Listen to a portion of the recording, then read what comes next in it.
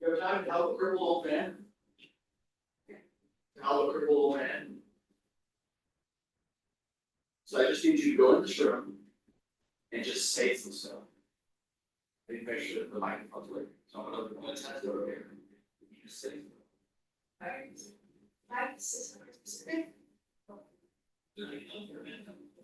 Oh, yeah.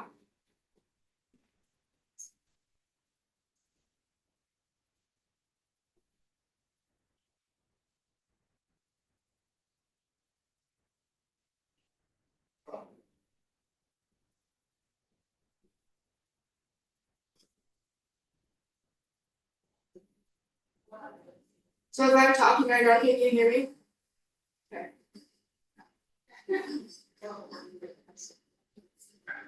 Alright. Yeah.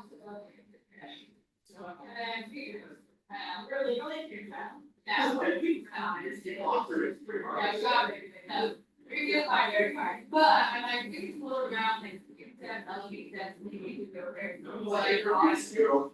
I never sit down to the right stuff. It's all on our house. Yeah.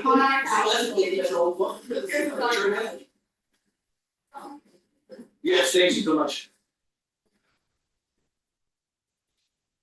Oh,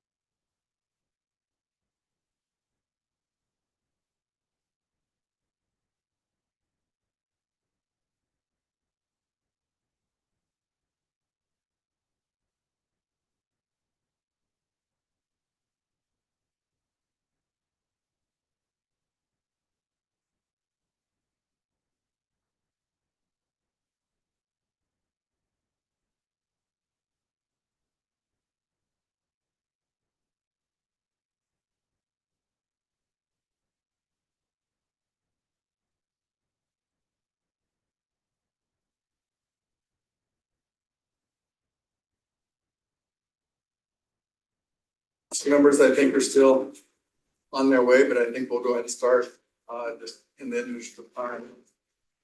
We'd like to welcome the Alpine School District Board here today. And we got a number of things on the agenda, so we're just pretty much gonna follow the agenda unless, is there anything that you want different than this? Okay, all right. Appreciate the opportunity.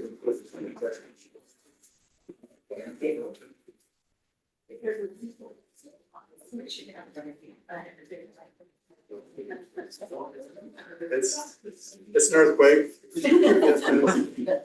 Or as a precursor of where we're going. Yeah.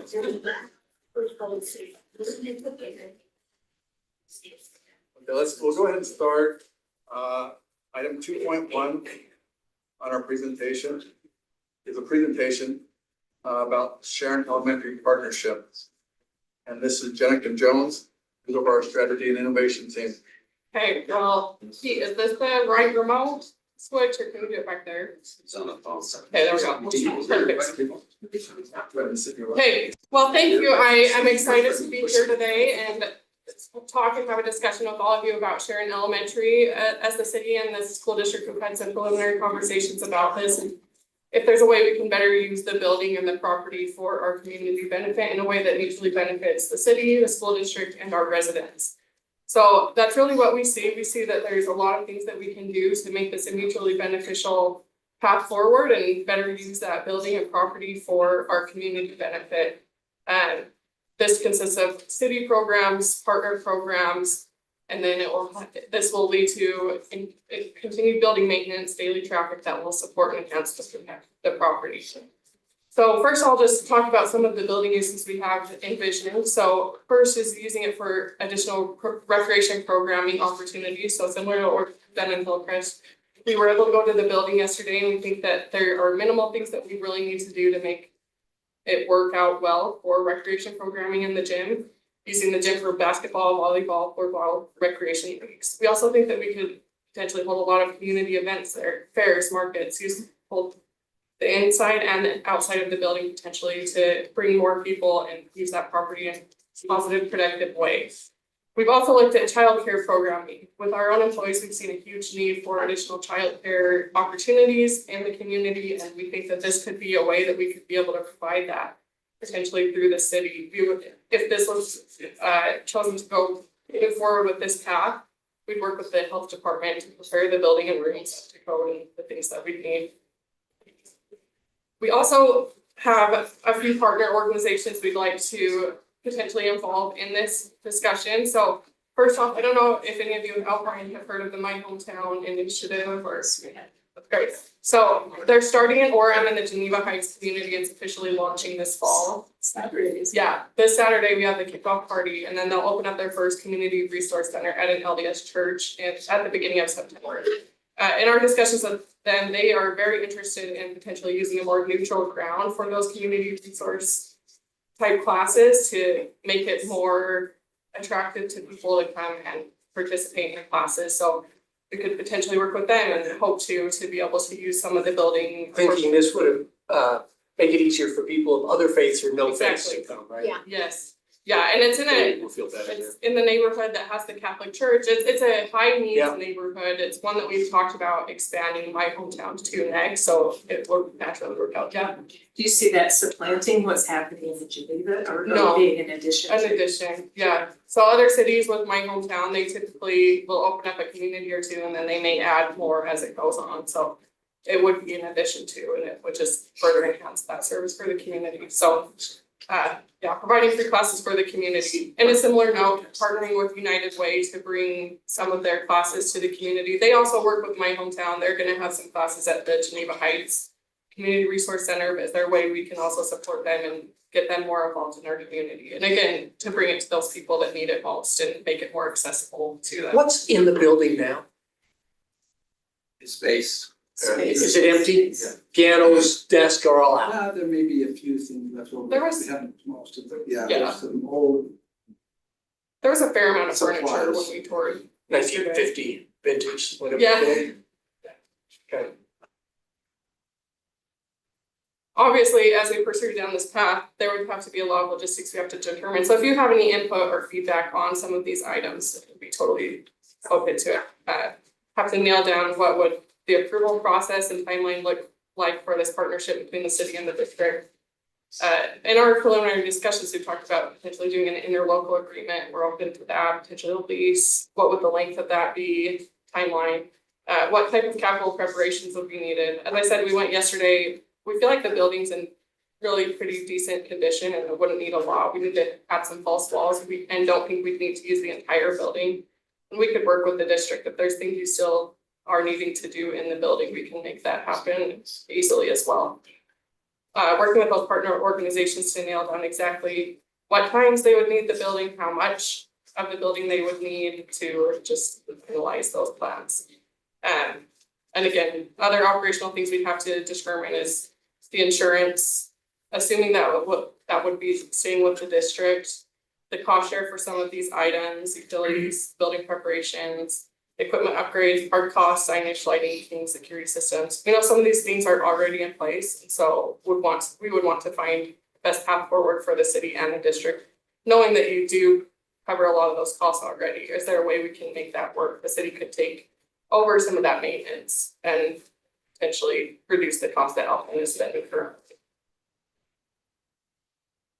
On a similar note, the maintenance and custodial, our facilities team went over and they didn't have major concerns about it, but we would have to figure that out as well as the parks, adding the mowing and the exterior maintenance as well. Security elements, we did know that there are cameras inside and outside the building, so determining whether we're using those same ones, supplanting them, what we would like to do there, if there's additional lighting that would need to be added. As far as the city side, there's a few people that would be the main points of contact. So Bryce would be the main point on the recreation programming and childcare and facility scheduling as needed. I'm working with the partner organizations, My Hometown and United Way, our parks team for the maintenance, facilities, fire and workmen for custodial, and then Alpine, whoever is designated for coordination for Alpine's needs there. We feel that this would be a big benefit to the community. It would increase the traffic, make it safe, make it a community feel. It would be something that I feel like is very needed in this area. And we've had a lot of requests for people already in the Sharon Park neighborhood wondering about the My Hometown in particular and like, how can we get this in our neighborhood? And so that's one of the biggest benefits, but we also see city events and recreation programming and such as additional benefits as well. So with that, I'm open to any questions, feedback. Would we be able to get your presentation Sure. to our emails? Yeah, one of the things that's driving this is we've really put an emphasis on volunteering and community events the last few years. And so with that in mind, the demand is there. We've got more people who want to be involved in all kinds of things. So the more facilities we have to work with, the more we can make that happen. Just on the staff level, we've appreciated the conversations as we continue to try to refine and have meet the bones of this idea and just hope to continue to work with you, refine it and make sure that it's a win-win all around. What are your thoughts as far as? You know, last time we talked about this, I had a conversation with Brent. I said the district is open to that opportunity. I think our concern was not accruing significant additional expense result of the use of that.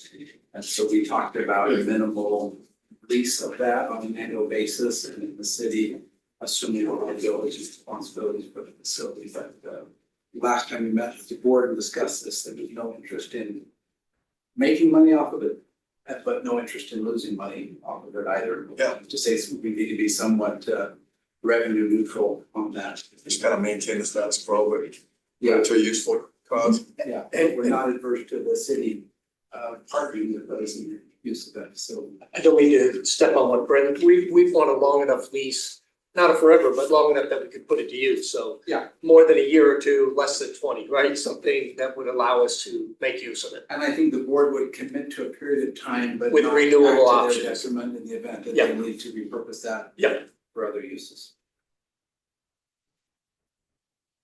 Have you guys thought about it much, or is this the first you're really I guess I'm just trying to understand how far along the process you are. I think the communication we've had is the interest by the city and are reciprocating, say, yes, we're interested in engaging in that. And I think there was a tour of the facility that was arranged, and really the ball is in your report now to say, okay, what are you willing to bring back to us to say, this is our plan for it.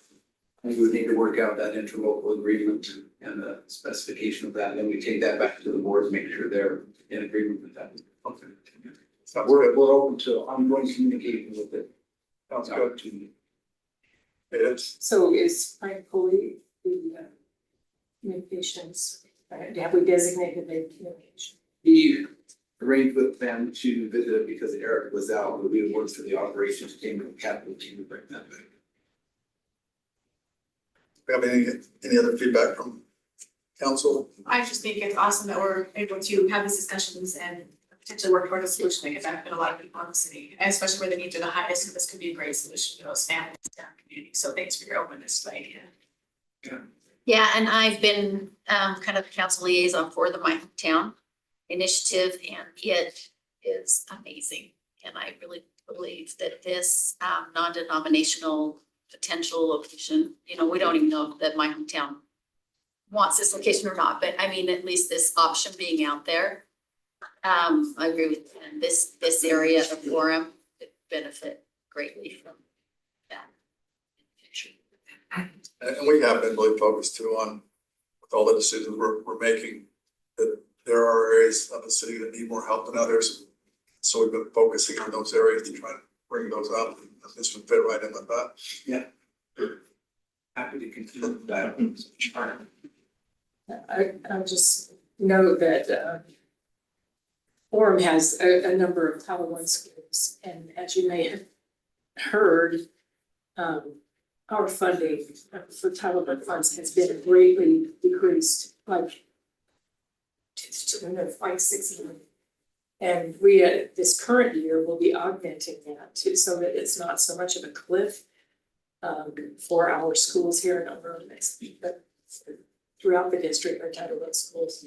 But if this is an indication of things to come, I think our community is going to have to step up in an aggressive way to help our multi-language learners and help them to get over the learning humps that occur when they're new arrivals. So I'm excited for the potential here. One of the exciting things about my hometown that I wasn't aware that they were going to be offering is English or Spanish as a first language, second language. So not only will they be teaching people how to speak English, but they'll also be teaching those of us who don't speak Spanish to kind of help us along in the process of trying to be able to speak another language and be a little more involved and a little more able to communicate. Cool. Yeah. So a couple of our main focuses really have been connection and communication. So that's how we build communities, is through that connection and communication, and we're really excited about this opportunity. Well, let us know if our school communications can be helpful. And I know that we received word as a board about this, my hometown. But if we can be a vehicle for communicating out, that would be, I think, a good thing. That's great. That's awesome. Just clarification, just because we'd be curious, but as far as with the Title I funding being cut back, what's the driver for that? Is it less money from the federal government, or is it, has anything changed on our side that we have less Title I people? It's all federal funding, and they take a scoop, if you will, of a demographic area to determine the number of individuals who qualify. And that sampling was significantly different than it had in the past, which changes the funding. We lost about 75% of the funding without notification that was coming. But is that because they changed their rules, or our No, it's demographic just a changed? sampling that they happen to take to determine the level of qualification, and we appealed that. Has not returned favorably for us. We're hoping that that was an aberration, that they will do a sampling in the future that better reflects the demographics of the area. So is that because of a district, because it was a school sampling, like so a certain percentage in a school, are they doing it on the district level now or? To allocate the funding, it is based upon the number of students that qualify in the school. To generate the district funding, it's a different sample. So did they bump up their percentage in the school? Just took sampling from a different area. On the sampling too, we were close, we didn't know we were, but there's the 5% threshold, and we were really close, just barely above. And with this new survey, it was barely below, and that's where there's kind of this big cliff change in that. So I know in my neighborhood, years ago when they were trying to get Windsor to be a Title I, they actually sent people out into the neighborhoods to fill out applications. Do you still do that kind of thing? Can we actually, what you're actually proving is just people hadn't certified. I know they kind of do it a little differently now, but Yeah, we still communicate out to those who would. can you qualify appeal, I for- guess? for them to do so. But that wasn't the part that drove the federal piece. Oh, The okay. federal piece is a sampling of, but not the percent grade reduced lunch at every Specific, school. okay. That's unfortunate. Like crazy. Yeah, we've yelled, we've screamed, we've sent feedback. We'll continue to monitor that.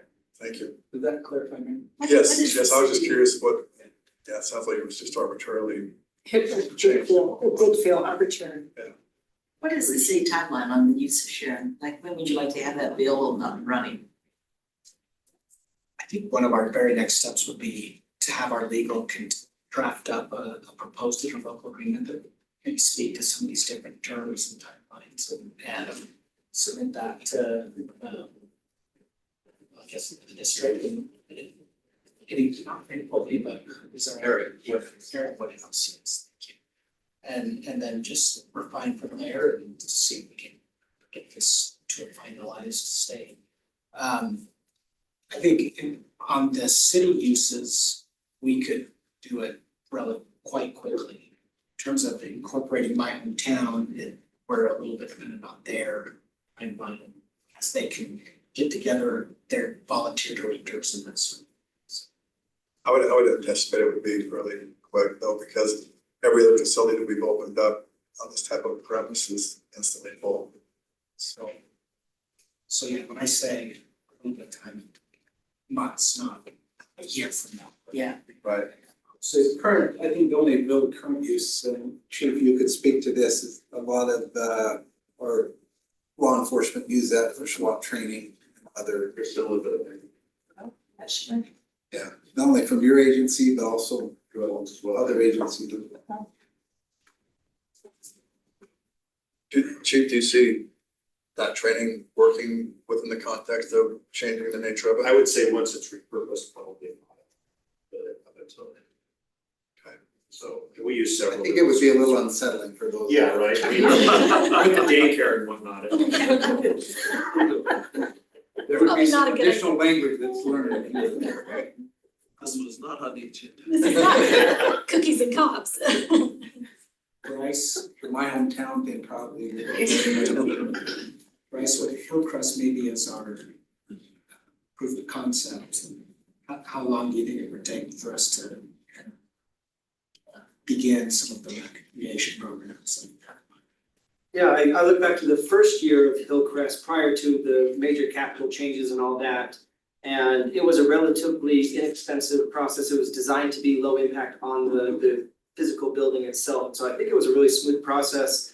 And within a couple of months, Pete helped us to, update some signage and direction and wayfinding. And, we obviously changed where the bathroom would be located and all that. We had a couple of minor repairs to what ended up being the one restroom available to the people there. And then Jenica referred to the false walls, and just so we could sort of stop the labyrinth of the school and just straight line shots. So I think it's something that's relatively accessible and could be done pretty quick.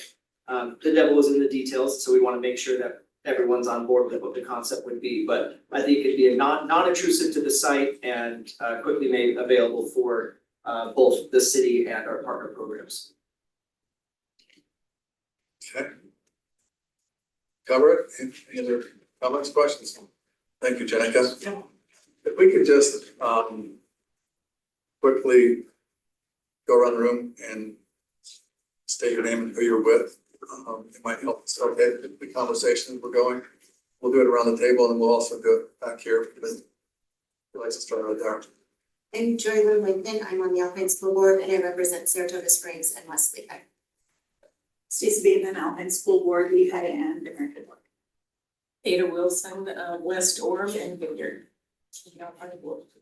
From Farnworth Superintendent, and we excused a couple of our board members who had other commitments. Jason Sunberg, Business Administrator. Scott Hacken, the Alpine School Board, represent East Orem. Run by me or city manager. Dave Young, Mayor. Tom McDonald, City Council. Jen Gale, City Council. Jeff Lamson, City Council. Lenny Millett, City Council. David Spencer, City Council. Mark Sanderson, August by Chief. Ryan Clark, Assistant City Manager. Right. Bryce Merrill, Recreation Library for Orem City. Josh Adams, Chief. Steve Earl, City Attorney. John Norton, Transportation, most. Chris Shirley, Public Works Director. Gary again, Orem City Legal and Development Services. And Randy Wilson, Finance Director. Jennifer Jones, Strategy and Innovation. First, we get to the reporter. People for communication. All right, thank you everyone for that. Hopefully that'll help facilitate if you have specific questions for anyone here, just to know who's in the room. We'll go to item 2.2. This is our water tank construction. One by Orem Elementary. Ryan, were you gonna lead that? Yes, I will lead it. Thank you. So we'll just start off with a little video. This is a water tank. Sorry if I turn the sound on. We don't need the sound. I was going to talk over it. This is located across from Orem Elementary, directly to the south on 400 South and at the intersection with 4th West.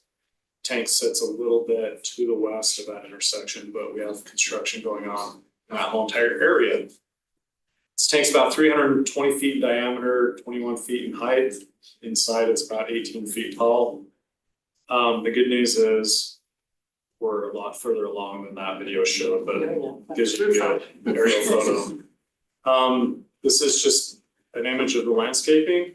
So the top of the screen, if you can see my mouse, this is 4th South up here, 4th West right here, and then Orem Elementary is across the street. So when the tank is backfilled, which is going to be the next step, right now they're finishing cleaning it, checking for cracks, and then they will fill it with water at 4 feet a day.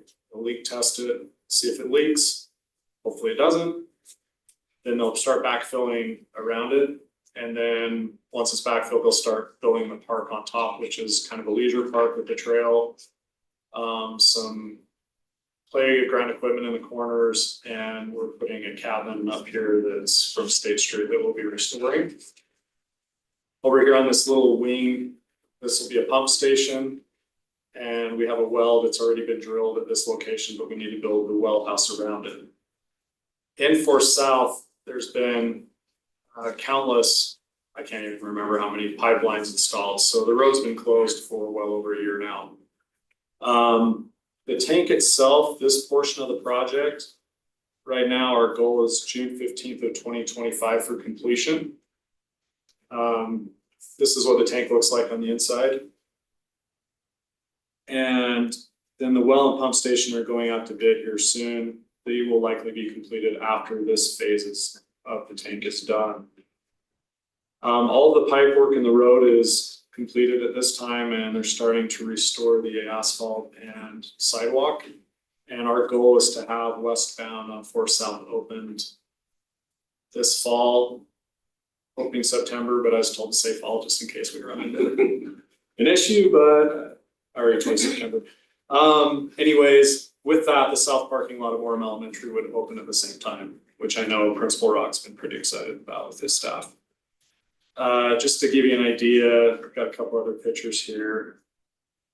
Show the inside of the tank, but some of those utility lines that were put in, just to give you an idea of the size of those, that's a water main that comes out of the tank and feeds one of our zones. So it's a good picture. This is Lane, our capital projects manager. He would normally be here giving this report, but he had a conflict tonight. But it gives you a good scale as to how big that pipe is and then how deep we were. That pipe was, I think, 16 feet in the ground. Here you can see Orem Elementary off to the side. This is an irrigation ditch that we're barely holding in place. So just by way of report, Lane was able to take the admin staff from Orem Elementary on a tour last week, I think it was, in Principal Rock, and a number of them were able to go down in the tank and they, I think, really enjoyed it. I think Principal Rock replied to Lane with, that was awesome, an email or something, he really appreciated it. And we just appreciate the patience and collaboration the school districts have with us, being a next door neighbor, and Principal Rock has been phenomenal to work with. And he and Lane have a great relationship, and they've been able to kind of work all those little issues that come up along the way with walking to school and things like that. So that's our update. Any questions? Oh, it is 10 million gallons of water, so it's a lot of water.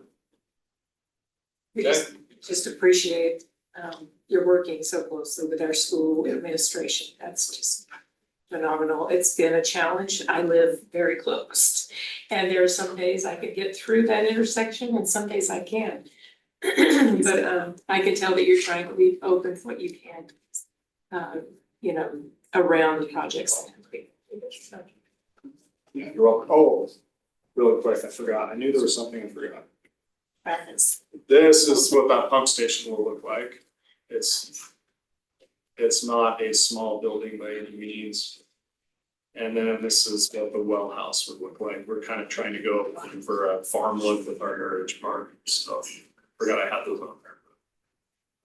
Those are our big projects left to go here, so. Thank you. Ryan, as far as just where this is right across the school, can you also talk a little bit to the park itself and what's gonna be laid out there? Yeah, so as of right now, people can walk on top of the tank, but it's mostly going to be rock with a few shrubs. If you see it from an airplane, it'll look like a peach with a hanging off a branch with a leaf. We hope that's how it turns out. That's how they designed it. So if you're in an airplane, it'll look really cool, or from a drone. But it'll have a nice walking path all the way around it. It'll also have, over time, we'll be installing kind of monuments that talk about the heritage of Orem, and kind of encouraging people that walk the path to learn about Orem, and then tell them where they can go to actually see those things. So we're trying to tie together little monuments around the path with areas in the city.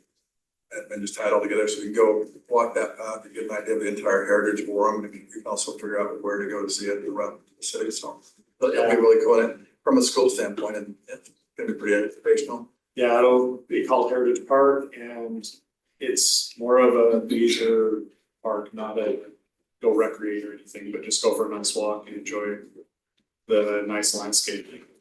Little playground with your kids and stroller and whatnot. But cover it. Yeah. All right. Any one, and it will, I don't know if you said this or not, but it will increase Lawrence water supply by about a third. So it's a pretty significant upgrade. Any other questions?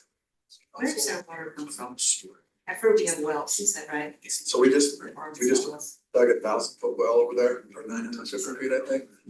900 and somewhere in there. Our public works director is better versed in our water supply back in the corner there. Yeah, it's just under 1,000 feet.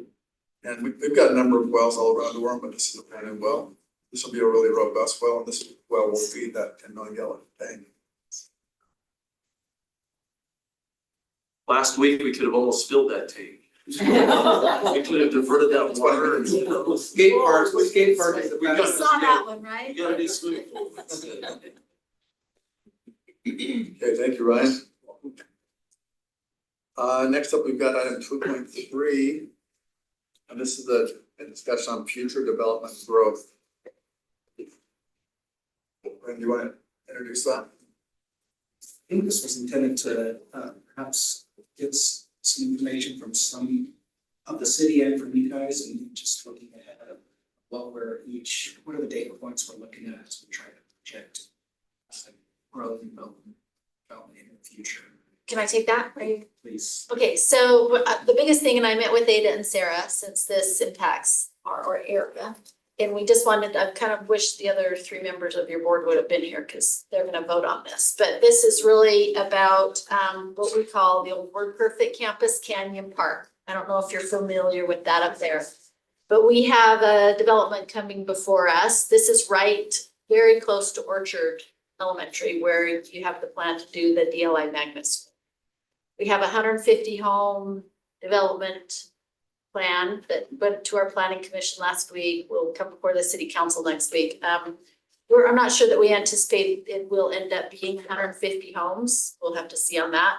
But the minimum with the kind of what you would call the underlying zoning would be 100 homes, 98 to 100 on quarter-acre lots. So we feel like that's gonna be pretty impactful for that area with the understanding, and I'm kind of jumping, I noticed DLI magnets on the different agenda items, but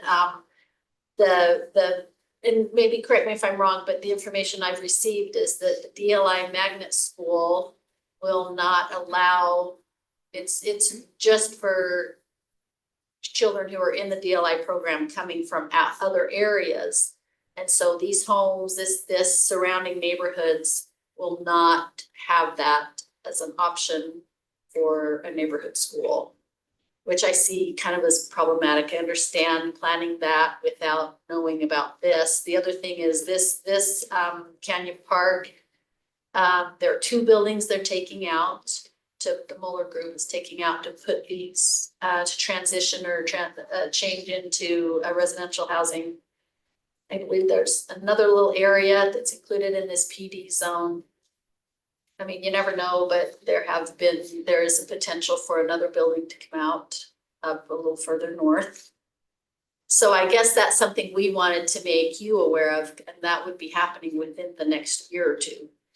This for sure, this is I think the 3rd time they're really anxious and really trying to transition this from commercial to residential, which would have a big impact on that program that I believe you're beginning to shade. I talked to Ada and Sarah about it, let them understand our concerns. I don't know, Dave, you want to speak to the other couple ones going on in Orem? I mean, just in the same area, we have another 6 coming in on 4th East, another 14 at Stratton property, and then on 69 North, we have Gilmer property, which we're not sure how many homes there's gonna be, so. Yeah, from probably 6 to 12. And those impact Windsor and Orchard. So we have development coming. Yeah. You're saying six homes, 14 homes. 6 homes, 14 homes, 100 homes. This one's 100 homes. Yeah, right now this is 150. But and if we change the zone, that PD zone, really the whole thing could be housing eventually. So you could have another, how many more on that other, they've got It's another 20 it's another acres. 20 acres, so it could be another 100 homes. This is on 23 acres. This is on 23 acres and they've got another 20 acres that could transition. When is the anticipated build out of that? Well, it has to come, I don't know, Mayor, how are you gonna answer that question? Yeah, no, it's gotta make it through the city council first. It's all in negotiations right now, but the essence, I think the takeaway for you guys would be that there's a really good chance there's gonna be some significant development over on that side of town. There's some very motivated sellers and very motivated developers, maybe we'll put it that way. What's the size? It's quarter acre, Quarter acre. but the homes would be. I don't know, what have they been doing? The ones by Timpanogos High School, those are the same zoning. Just regular single family homes. What are they, 3,000 square foot, 3,500, yeah. 15 and 15 maybe. Do we know what the price point would be for those? We Roughly. And really, I mean, this is my personal opinion. My opinion is these, we're almost past the starter home model in Orem. What we are seeing a demand for is the second home. So maybe they go out to Eagle Mountain, Saratoga, build their equity, and then come back to where they want to live in Orem. They're looking for a place to build and live in Orem. So they bring back, where Jen was just commenting, the development behind Harmon's is what happened with that. You know, if they brought back kids, families in that type of housing product. Do we have any way of collecting data about that besides our school enrollments? I don't know, I actually asked to see if there's. Like in which, what time they did? Where people are moving from and I don't know, Jason knows all the questions to ask. Oh, I don't know who would do that, the realtors, I don't know, ask them. I think as it is approved, we would look at the square footage and size of the lot and then use our algorithms to determine kind of what we would anticipate number of students per household. Cause you do have a model for high density apartments, right? Isn't it like one child per 25 or something? What's your? There's a lot. Yeah, there's a lot of variables in that. I think our main message with this is just that something's happening over there, just to be aware of it as far as whatever you're doing in schools. And just another little side note, I mean, I brought these two notices, these are also coming before our planning commission. This is back behind Krispy Kreme. If you go back on that street behind Krispy Kreme, you'll see all those townhomes and condos. Right behind there is Peterson property. We've had a couple of developers bring us developments with increased density. The neighbors did not want it. So the developer is now doing third and quarter acre lots back there. Which, like I say, it's because it's a high demand for Orem. People want to move back to Orem. I mean, if I can, brag for a minute, our taxes are low, our utility costs are low. We just have a lot to offer and we just like to attract families. As we kind of been a population, do the population cycle. Thank you. Any other thoughts on future development growth? I'm curious about Canyon Park. There have been several attempts to build their blueprint, and for various reasons, they haven't worked out. Do you have a likelihood that this particular developer will be able to work with the city in such a way that it can move forward? Are there any roadblocks that we would see here that would not make that happen? Yeah, I mean, nothing's ever done until it's done, right? But what we can tell you is the demand for office is down. And so that's in Canyon Park as well as other office developments. And so they want to do something. We'd like to do something. We just need to agree on what that is. And my anticipation is that we're gonna see some development over there. You were the deciders. Right. You guys. So, and yeah, it's all the negotiation. So, but I think for planning purpose for the school district, I would put that in the back of your mind that there's a really good chance something's gonna happen over there, something's gonna. My guess is you're not too concerned on the 4 and 6 and 8 infield pieces, but this 100 plus is a concern, you need to plan around it, so. Yeah. In terms of involvement. Yes. Anything else on that topic? I mean, the only other data point I would share is just, as you know, a couple sessions ago, the state opened up single family home residents' ability to add accessory dwelling units. I don't know if you include some type of ratio or not for any units, but it's those You're talking about mini homes. no, like Basement homes, accessory dwelling apartments. units. Yeah, no. Especially in the new construction. Yeah. So you could have 2 families in each. The state mandated that, and that's why it's a much bigger deal than it used to be.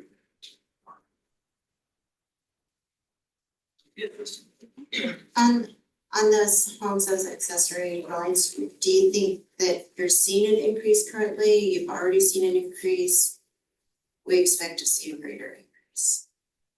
I would say we've definitely seen an increase, but in order, I'd have to defer to Ryan in terms of if we could provide exact numbers on what it's been over the last couple of years. Yeah, I pull that report up, and I just got a new computer and I can't connect to our server, so I apologize.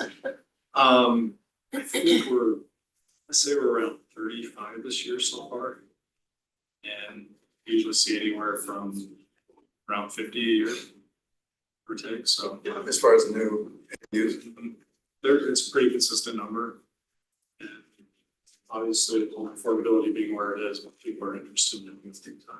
Yeah, I can give that data, but I just can't do it right now.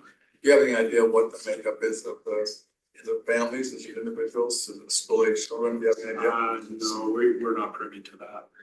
We just see the permit and the structure itself. So, yeah. We can tell you after it happens. Okay, anything else on that topic? I think we appreciate the heads up on that. And also, you know, when it does happen, they do get approval, just let us know, what will be in the paper or whatever, but let us know so we can factor that into our discussions. And this is along the same topic, this is not scientific, this is just anecdotal, but I've lived in my house in Orem for 34 years. And when we moved in, we had 140 kids in our primary. And then over time, we saw that go down to about 50. But over the last 3 years, we've seen it go from like 50 back up to 80. So there's been a reversal happening just in the last few years. Whatever's driving that, I don't know if that's people getting old, selling their houses, new families coming in, but that's what we're experiencing in that little sample of one more. And I've talked to other people who are saying the same thing. So. That's definitely my neighborhood too. We had like 50 homes we built at the same time, like 90, 91, 92, you know, during all that. And kind of, let me hear, like, here's my numbers, 110, got down to 38, now we're up to 72. And, you know, like I always laugh and say, I'm one of those empty nesters now that's contributing to a home being taken up, you know, but. Yeah. You know, I can move on, I want a Rambler soon, we're looking, I mean, you know, so it's a population, it's a cycle. With your permission, maybe this would be a good time to review the OMC fact sheet. Okay. With each of our schools and the attendance of each of our schools. And this is last year. Jason has got the updated numbers, and we didn't update this because we usually wait till after October 1st. Each high school just has 3 grades. We don't do 9th grade in high school. No. Right? And the junior high's at 3 too, Uh-huh. 7, 8, 9, thank you. But what Jason can share with you is that of the elementary schools, all of them except 3 have declining enrollment this year over last year. And those are the hard numbers we had as of like first day of school. So Jason, can you share some of that with them? Yeah, Is that appropriate? Sure. This is great. Do you guys want to copy? I got. That's all. so the totals there, just looking at the elementary, so the secondary schools, the high school and the junior highs, especially Mountain View, Lakeridge, and Orem Junior, a lot of theirs is driven by growth in Vineyard. So there is some growth there. The Vineyard feeds both Lakeridge and Orem Junior, and then at Mountain View. So just looking at the elementaries, so summing up the total of these are from around October 1st of last year. So the total is about 6,900 elementary students in those 12 schools. For the first day of school, it's about 6,750, so down about 150 students from last October to the start of this year. So down about 2.25% in all the schools. If we look back, 5 or 6 years ago, it would be quite significantly higher also. Example, like at Foothill, when my kids started there 11 years ago, there was 750 students, now 479. Some others too, like Bonneville. Bonneville just 6 or 7 years ago was in the 800s. Northridge down to 385 now, which was 392 there, was up 600s or 700s also. So there's been some that have been quite the decline, others that have been pretty stable, or like Cascade at 851, staying steady, up a little bit this year to 875. That's with the combination of Cascade and Sharon. And then Centennial, when it first opened with the combination of Hillcrest and Sierra Park, was around 850, now they're at 689 this year. What were your high schools built to house? When I went to Orem High, and it was the old Orem High, which has since been, there were over 2,000 kids there. What, is the new Orem High bigger or smaller than the old Orem High? It's a lot smaller. So Orem has the smallest square footage of the 3. Okay. It probably could comfortably, without any satellite units, fit about 1,500. Okay. So they're at 1,255 right now. Mountain View when I went to Mountain View, there was a satellite there, 16 class satellite. We my first year there, I think there was 2,500 students, and then Timpanogos opened the next year.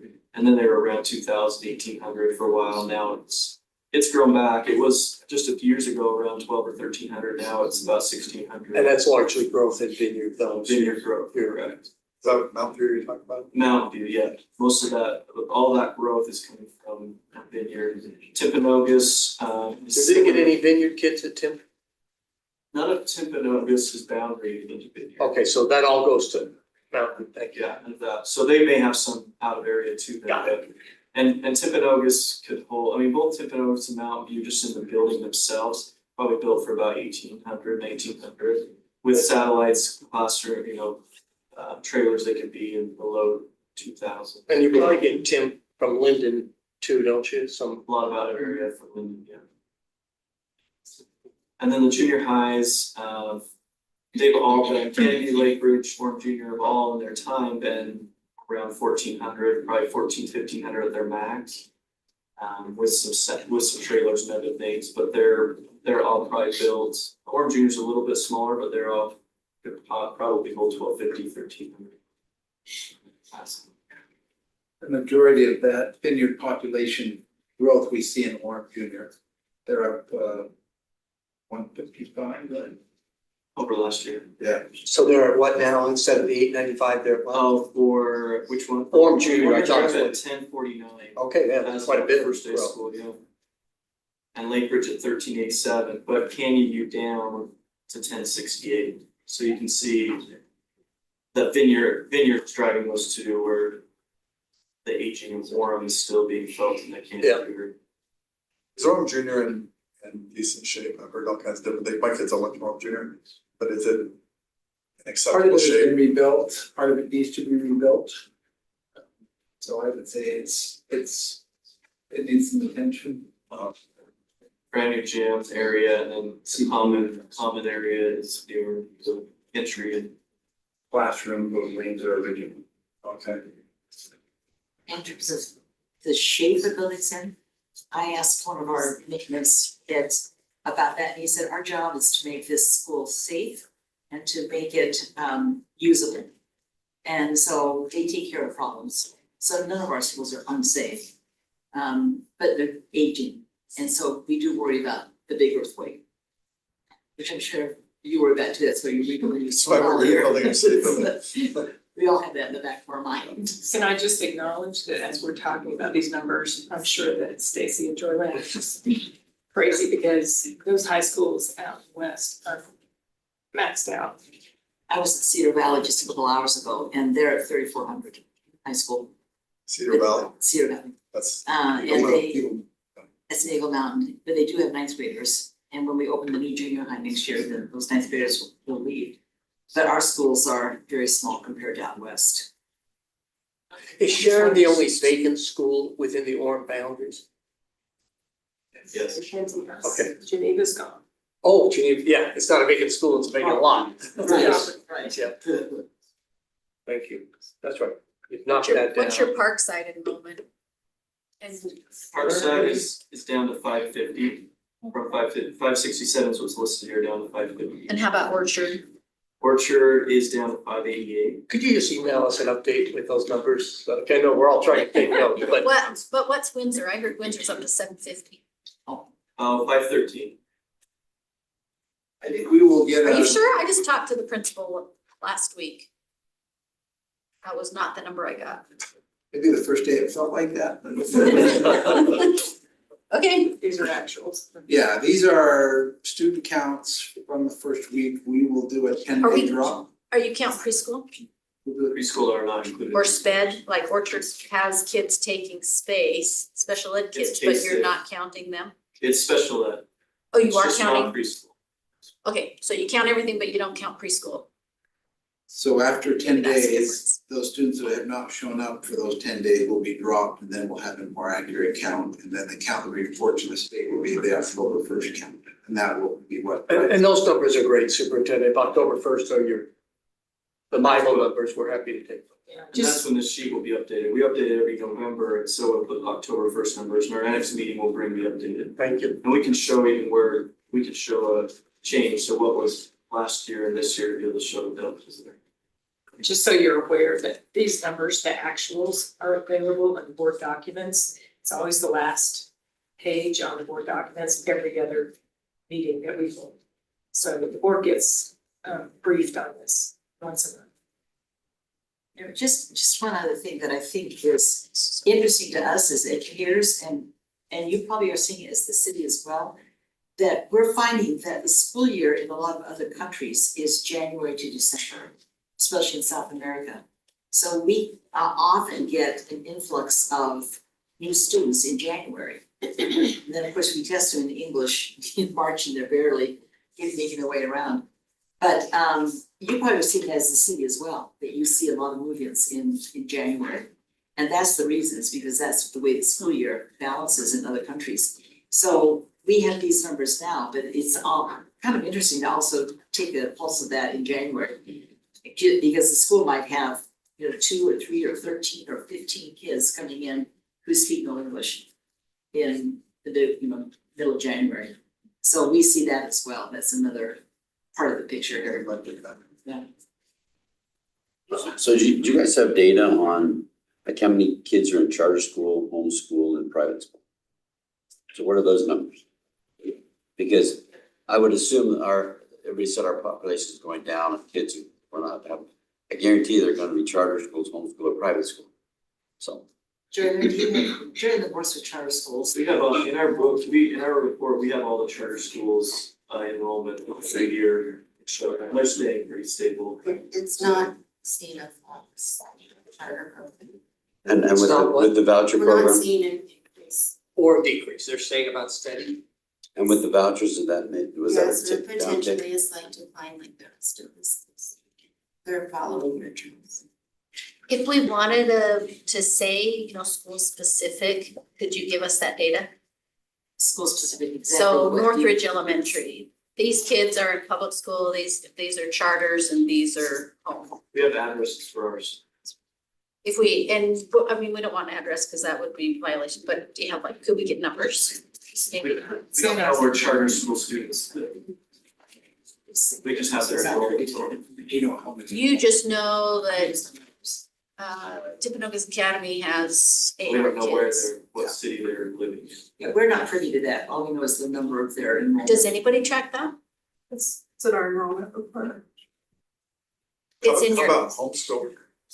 Is that Jordan, do information? you know how charter schools are tracked? Do I know how charter schools, yeah, you could go to a charter school and they could pull up ballots for their enrollment, they won't give you. Oh. But they could. So they might put it on a map for us and then we can put it in the. We're just You trying to would figure have to out probably in Orem, do a what's graph. homeschool, charter school, alpine school district. Is there a way to do that? Or do you guys have that kind of information? So we have the total enrollment for all the charter schools that are in the district. So some are in Linden, some are in Vineyard, some are in Orem. So we have those totals, but it doesn't, we don't have where they reside. How about homeschool? Yeah. So nobody really tracks homeschool. Multiple parents, but they're, yeah. So both We can do an know, exemption later. We keep track of that. Okay, I'm just curious. both Noah Webster and Timpanogos, which are in your area or close to, their enrollment was slightly down last year. So they aren't grabbing a ton of students. They're just steady over the years, slight decrease. And how far out do you guys do population cycles? Are you talking about charter schools or? I'm talking about the general, Our school population? Yeah, 'cause- Projections. projections, 5 years. All of that is available online. If you look in the Alpine School District line, if you look under historical reports or the annual reports, Jason has got a report, it's just population. And he's got all those projections from how many The years past. history, And do History you, from do you work with 2018 to MAG present, on those And also projections or do you do your own? projections 5 to 10 years in the future. Yeah. So it's all available online. I'm happy to leave my hard copy if you would like to have a fun night with that. The increase in That's why I'm asking you instead of going online. The increase in charter school enrollment last year from the year before in the district was 900 students, and those students are all accounted for in Eagle Mountain and Saratoga Springs. So it's the same trending we're seeing. Do you, and what you're going back to homeschool, is there anybody that keeps track of homeschool as far as what percentage of parents or homes would be homeschooled in general? Do the co-ops have a report? Never seen Worked that. through that data. I mean, I guess it's just a guess then, as far as Well, if a 5% or homeschool, 10%. a homeschool family in the state of Utah has to file an affidavit with their district. But not all homeschool students in the state of Utah are traditional homeschool students. Lots of them will do a hybrid with a district or a charter school where their enrollment is shown. And that's what I'm talking about, is the hybrids. And those I mean, you can kind of watch where they've been. They were into Willow District a couple years ago and then enrollment did a huge decline, or Provo did the same thing a few years previous to that. But where the students are located, you would have to do a grandma request into that district, Yeah. I would guess. I'm just trying to I don't know know. where they fit in the mix of who goes where. But I think looking at the data that we have, you could safely draw the conclusion that in Orem, that the same percentage or of students are attending charter schools as have been, it's been steady over the years. So we're not seeing an increase, which is causing a decrease in output. right. And that's just given it in the book, I think. When we've looked at it before, I think the percent of homeschool and charter school students in Orem matches the district. So there's not a higher percentage of homeschool or charter school, private school in one area. Yeah, they're pretty similar all around. Typically, if you see a charter school open, you'll see a corresponding decline in the public school population, but in Orem, you see a decline in both, so they're not. There are more students here. There are fewer students here, and both the charter schools and the public schools are seeing that decline. We'll open a charter school in another area, and it will affect the enrollment projections based upon that anticipated charter school. Because typically, they'll draw from a neighborhood area, a larger neighborhood. So with the. You don't see a whole lot of Orem students going out to Eagle Mountain to be part of the charter school. So with the vouchers, did you have a decline? We've got a decline in our elementary enrollment, but we think that's attributed to population change. We don't have the numbers on voucher yet. And when do you think that would? I think the program had just started. Just started, Yeah, that's happening. Yeah, last year was the first year, and we are now a vendor for those to be able to come take a class or two at the secondary level. And then they pay part of their amount to the school district to be able to participate. So we'll be able to track that part of it a little bit more. May I ask, just kind of as a guideline, so of course, our buildings, our enrollments are lower, but our buildings are smaller too. Do you have a so I could, if I go up and look up the square foot of some of these buildings, you have just a gauge or a guess of per square foot, how many kids you typically put in a building? Or are all of our buildings about the same? I mean, I was kind of looking at what is it called, the Rivoli report, the seismic report, right? And it had square footage of the buildings, 25,000, 27,000, is that? Do you see Our what facility sheet has the square footage per building. I would say on a rough, just about 100 students per 10,000 square feet. Okay. So an 85,000 square foot elementary school is gonna handle about 750 to 800 students without additional portables and satellites. A 50,000 square foot building will typically house about 450 to 500. At 60,000, you're gonna be about 550 to 600, it's just a rough. That's all I need, yeah. And our biggest two are in the area are Cascade and Centennial, the newest ones, and they are 80,000 plus square feet. Are they? But then the smallest would be Westmore, which was probably built to have 550 total with it. And it was recently, I mean, it's not considered It has been at risk for closure. And I had one resident, one parent tell me, they asked the principal, do we have to worry about it? And he said, no, we're good. good down here on the south. Enrollment is staying fairly. Oh, I just want to say too, on size, it depends too on the building, like Windsor has a gym and a cafeteria, or Bonneville just across State Street just has one. So when we look strictly at square footage, it's just a good guesstimate, but how a building is configured too. That's. And then do you have a 10-year plan for facilities? Yeah. Are you planning to move Mountain View and Lake Ridge to Vineyard? Like to build in. One or Vineyard for both the- of them? Yeah, closing the Lake Ridge Junior High and Mountain View High and building a junior high and high school at Vineyard. Not contemplated. Has that been discussed? I mean, I actually had someone tell me, a board member told them we were gonna do that. Anytime anyone's asked me about that, I've indicated that in order to support a junior high in Vineyard, you need about 6 feeder elementary schools. They only have 2 right now. I understand. But I'm on the capital planning charter school committee, and I have never heard that discussed, so I don't know where you gain information from. But at this point, I think I would say with some confidence, it is not on 5 or 10-year plan.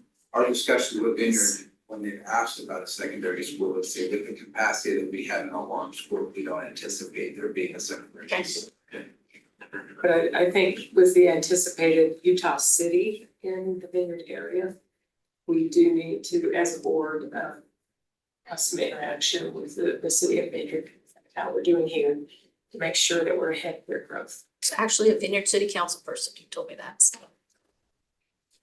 And we can anticipate. That's why I wondered if you'd had conversations with them. The growth north of 8th North, as they develop that area, we probably could contemplate another elementary, but I don't foresee that secondary school.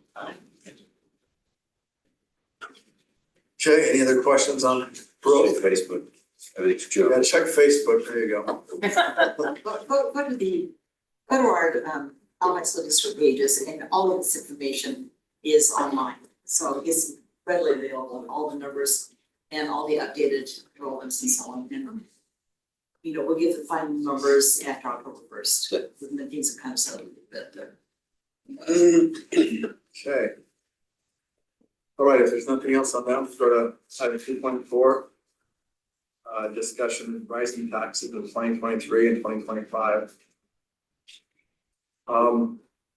This was something I actually wanted to get more information on.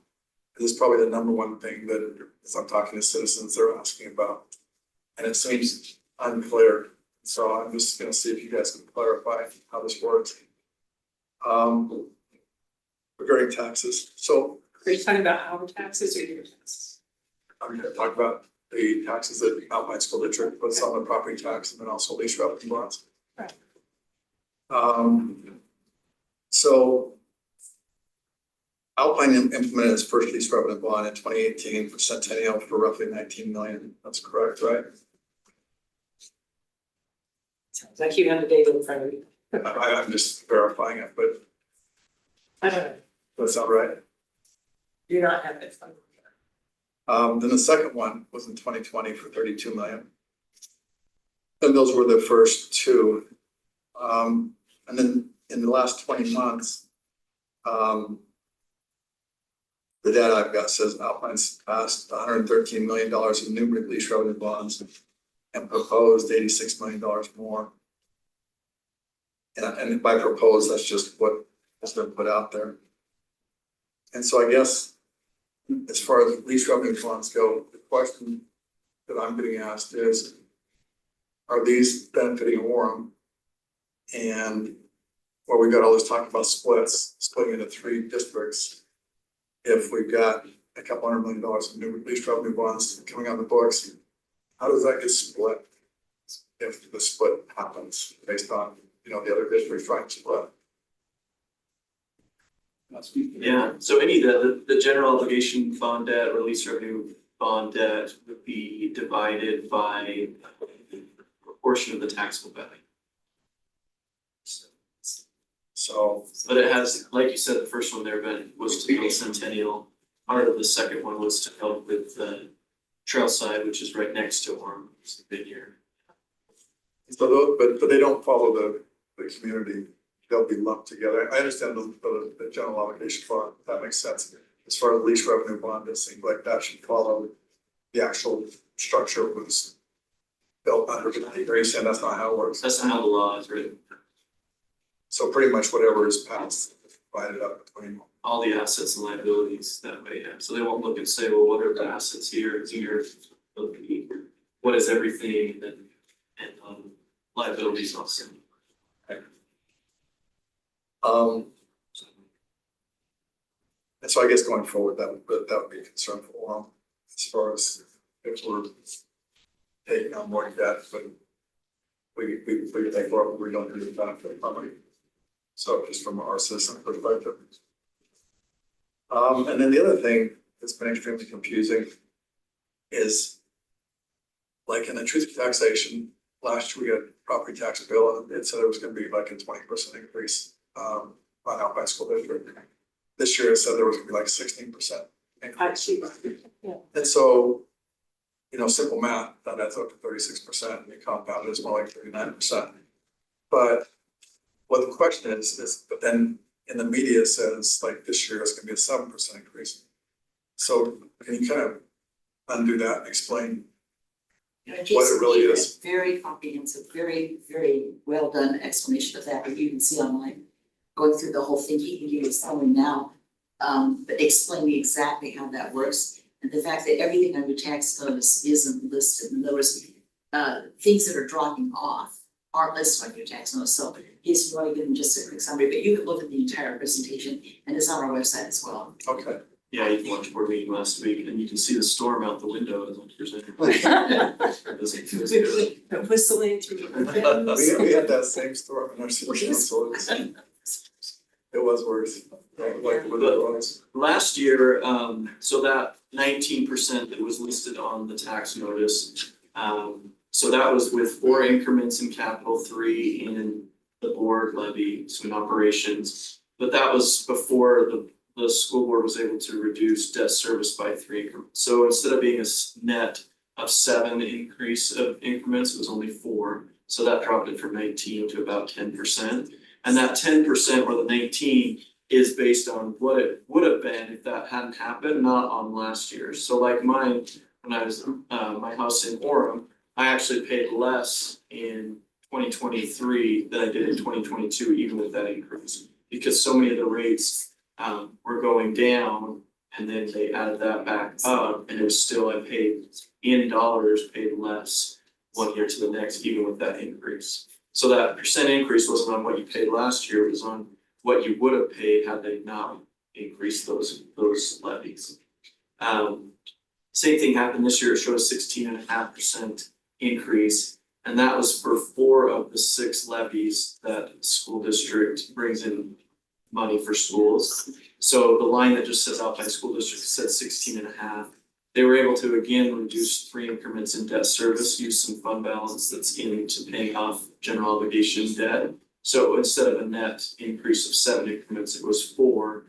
And when you include the basic rate in that, then it was a 7% increase over what we would have paid if that hadn't happened, rather than 16.5. Yeah, I would just say that as a school district, we're in a unique position because we do have multiple ways that you could levy. It's different with you as a city or as Water Conservancy or the county. It's very simple, but for us, it's very complex. And so some of those taxing rates are influenced by what's called the certified tax rate. And others of them are only influenced, for example, debt service, by the decisions that we make as a board. And so some of them will be noticed on that, the county notice, and others will not show up there. And it's a perpetual problem we have. And it's frustrating because every year it happens, especially when we drop off debt with no bond. That's what you're calling the levies, right? The levy, it's the levy and the bond payments for previous bonds. So all of them are labeled levies, so there's the one that's listed under Alpine School District, there's actually 4, so it doesn't list all 4, but it's the board, the voted, which both go to operations. There's the capital, and then there's debt service, so all 4 of those are listed in the one. And then you have the charter school, and the basic rate. The state sets the basic rate. But that money benefits schools in Alpine and then also throughout the state. So are the ones that are coming off, just clarify for me, are the ones that are coming off, I know obviously if you have a bond that's paid out, that's gonna come off. Are there other things besides that you're approximately making come off, or is it just the bonds that are expiring and they're done and now they're coming off? Just the bonds, just that debt service levy. Okay, so that debt service is coming off. And then, Offset. and then, Then the board can choose to say, well, that going off, let's keep the rate similar by adding it to capital. So that's a piece that they've started to do instead of having to be reliant on going out all of bonds, is be able to pay with cash and save a lot of interest payments paying off on bonds. The problem is that it takes a lot more money to pay for a high school, for example, than an elementary school, so using just tax increments is cheaper to build elementaries, but accruing that much money to pay for a high school, sometimes you lose the savings in inflation. So it's kind of something we have to wrestle with. right, depending on the rate of inflation, in the last few years, about, Probably that's around 43% last few years. right, inflation. And you're probably experiencing that as well. Yeah. There's another piece of it too, so there's two of the ones the board controls are the voted and the board levies. So the voted was set with the voters set a max of 16 increments. And as values go up, that rate goes down, because we get the same revenue each year. So the board and voted have the simplest terms, those two have to be at 20 increments in the last 5 years when they look back. If not, there's times where the state will say, okay, you're only guarantee you this amount. So if you didn't do little increments every year, every 5 years, it could be a big increase just to be able to get all the money that the state's willing to give. But if you don't put it at that, they won't give it. So there's certain things to make sense to do little amounts in that each year rather than have to do a 30 or 40% increase every 5 years. If you don't go through that process, you lose state resources. Okay. I just replied to Teresa's email that she sent us today with a link for the post I did. So it's got links for the truth in taxation presentation, plus a link to the tax relief information that we like to share with our patrons who may qualify for that. And then it also has a link for the agenda documents from that and the live stream. So if you just wanna send that out to everybody, it's all in place. Okay, perfect. And Yes. just one thing I wanna say, like, there are a couple different approaches to raising taxes. You can do just slow increments over time, or you can rip a Band-Aid and do fast. Jordan's district a couple years ago ripped a Band-Aid and did fast. And we went slow, so we went last year a little bit, this year a little bit. There was an article in the paper that said that's a terrible way to do it, that's bad. But if you look at the rates and compare what we tax residents in Alpine School District with what Canyons or Jordans do, we're comparable. It's right at the same spot. If you compare it to Provo and Nebo, which are in the same county as us, we're significantly less. So though we had an increase, we're still being very responsible with that funding and trying not to push a big increase to our taxpayers, which is all of us in this room, over like just real fast, but just to steady it if it's needed. So I think that that's important to remember too on taxes when we do a comparison as to what's having to happen in the education landscape. We're not an outlier. We're comparable with other districts on the Wasatch Front as a whole, and in our valley we're less. Would you say, over the last 20 years, your taxes have increased at roughly 7 to 8% a year if you were to normalize it over all those years? I don't have that data, but If not, we charge as a district, Yeah, as or far as my personal property tax. Don't you live in the district? I do, and I would say they haven't increased by 7 or 8% a year. If you look at the certified tax rate, it's actually for Alton, it's actually fallen Going down. considerably. Jason, you have that available, that document, but it's as the housing values go up, the tax rate goes down, so That's the it's key the right chart. Cause you The tax you rate tax to has your budget. increased, considerably. I don't know if you can see my first comment, but I do pull this chart up over here, and you can see it's been higher in outward. The orange part is capital and the blue is. Those are the two together. I just did a quick calculation on my property in Orem the last 11 years, and it's about 3.5% per year. That's about how much it's got. Jordan, can you pull up the slide where it shows the tax rate? And to your point, Joylyn, actually 2 weeks ago, I spoke with the business administrator at Canyons and he said just kind of what you said too. They did go out for a lease revenue bond because they figured with inflation, rather than wait for their capital levy to supply the cash, they had one more elementary that they wanted to do and then they would be completely seismically upgraded, and they had one last bond and they didn't anticipate they would need to go out for a bond again in the next 15 years. That's what he told me. So, I understand that strategy, I guess that's what And here's that other graph where you can see kind of it's coming down. And what is that graph? This is the Alpine's 10-year levy history. So again, that rate. So in other words, you're speaking to the tax rate, the mill rate. Yes. That's going down because new growth offsets that mill rate. But at the end of the day, your revenue may go up even if the certified tax rate goes down. Because the treatment taxation due to new growth. And I would say that property increase, that increase in taxes is also because property values have significantly increased. From a my pocketbook standard, understand. That would be really nice if they just like erased that whole situation and just had a set thing that everyone could understand. I think the challenges were funded by income tax from the state. And the state gave a significant reduction in income tax that results in fewer dollars coming into. And from our state legislatures, they say, hey, you have the ability to increase that revenue if you want to, through property tax. So it's challenging. We're getting an income tax decrease. Yeah. And that's offsetting. The pressure's on all of us.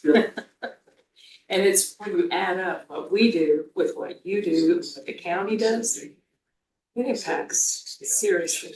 Although we haven't raised our taxes last That's 5 awesome. years. But I'm just. So we're off the hook. But we didn't have a big piece go away, is what you're talking about. The state's pushing the problem onto you instead of raising state income taxes and keeping you neutral. So, okay, any other questions on taxes? Hope that helps everyone understand. Let's move on to item 2.5, school busing issues. Who put that on there? David and I talked about this. Go ahead, Dave. I got a call from quite a few citizens on Lake Ridge. The busing issue with Vineyard and Lake Ridge. The Lake Ridge kids were getting left behind, so they had to walk across 13 South. It wasn't safe, so I'm not sure that situation and how the buses going to Vineyard, leaving these kids. I don't know do you remember? Tom? I don't know what reality is, but that's what we Yeah, so heard. they were saying They those were Lake Ridge having to kids that take a live. ride through Vineyard before they got home. And in theory, it took them an hour. I didn't frankly believe that number, but it was taking them a long time for kids to get home that lived south of 13 South. Yeah, so the busy road, the kids were crossing the busy road and Yeah. it's dangerous, so that they just asked me to bring it up And we were hearing, at least I heard it from a grandmother who didn't know all the facts of the kids and their children. Maybe you heard it from other people too, but I think that was our common call, David. Correct. You don't know what an address point? We can find that out. All the kids, I don't know, from Lake Ridge, whoever lives on the other side of 13 South. Those kids are the ones that were walking, cause I don't know if They were taking a milk run. they were supposed to do a milk run to Vineyard. Vineyard, and then they were gonna come back and pick them up, the kids didn't wanna wait or something like that, so I don't know. Possibly a double run. Double run. Yeah, That's called a double run, thank you. so, And you just twiddle thumbs while the bus is gone, is that the theory? Yes. Yeah, so- And they're impacted a lot less than others. We have significant ineligible routes that we still run in Orem. Also, they're not far enough to get a legitimate, so they're part of the double run, the second half. Well, because of the double runs and other factors, we don't have enough drivers to transport everyone in a single run. And so many schools have double runs. The bus driver will take a route, come back and get another. So it takes somewhere around 15 to 20 minutes for that first run to get back and pick those kids up. And some students choose to walk rather than to wait the 15 or 20. Yeah, I mean, her concern or their concern was safety of the children if they're walking. Because 13 South is not it's a very busy road. Do we have enough buses? I mean, is it, it's, so it's the drivers, the shortage of drivers. And we'll raise taxes next year to pay the drivers more. We raised taxes to pay subs more this year, so. And so I mean, Just, I think we're turning that corner a little bit. We're able to keep those drivers a little bit longer. Commercial driver's license are very competitive in the area because of construction and other things with respect to pay. Hard for us to offer a full 8-hour contract for a bus driver when they're not working the full 8 hours. We don't need them all 8 hours, so there's some challenges there, but we're starting to see retention increasing for drivers, so hopefully maybe pandemic hit us hard. Yeah, it's not a bus issue, it's a driver. Ryan can give you the name of a recently retired Orem City employee who I'm sure would be happy to drive by. And we will pay for them. I'm not telling you, I'm not telling you. So can I ask, I'm trying to find it. Wait, can we but pause this- real quick? I'm not from Orem, so I got my map up trying to see what we're talking about. I'm not seeing a 13. It's University Park. University Park. Thank you, sorry about that. Okay, I could see 12th and then visit that one.